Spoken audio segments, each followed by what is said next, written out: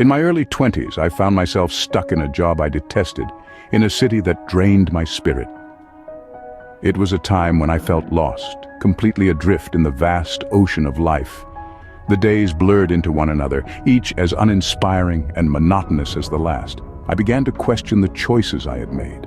Had I taken a wrong turn somewhere? Was I destined to live a life devoid of passion and purpose? It was in these moments of deep introspection that I stumbled upon a profound truth. I realized that life's most valuable lessons often emerge from periods of struggle and confusion. The discomfort I felt was not a sign of failure, but a catalyst for growth. It was pushing me to confront my fears, to reassess my priorities, and to question the path I was on.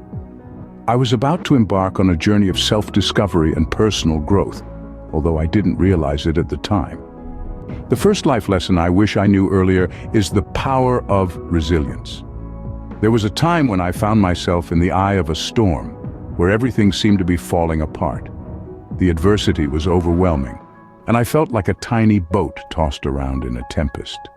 But it was during this storm I discovered my capacity to endure, to bounce back. Resilience, you see, isn't about avoiding the storm. It's about learning to dance in the rain. It's about understanding that the sun will shine again after the storm has passed. It's about finding the strength within yourself to rise time and time again, no matter how many times life knocks you down. In my journey of personal development, resilience has been my most steadfast companion. It has taught me that every difficulty is a stepping stone towards growth, every challenge an opportunity to become stronger. Resilience is not a trait that people either have or do not have. It involves behaviors, thoughts, and actions that anyone can learn and develop. The second life lesson is the beauty of failure. You see, for the longest time I was paralyzed by the mere thought of failing. It was this fear that tethered me to my comfort zone, preventing me from taking risks, from truly living. And then it happened. A colossal failure, a setback so significant it felt like the world had come crashing down. But it was this very failure that served as a turning point in my life. This setback wasn't the end, rather it was a beginning. It forced me to rethink, to reevaluate, to learn. It was no longer about avoiding failure, but about embracing it, about understanding that it was an integral part of the journey. Each failure became a stepping stone, an opportunity for growth and learning. In essence, failure is not something to be feared or avoided. It is to be acknowledged, to be embraced. Remember, failure is not the opposite of success, it's part of success. The third life lesson is the necessity of self-care. I've walked the path of burnout, pushing myself to the brink, neglecting my own needs in pursuit of success.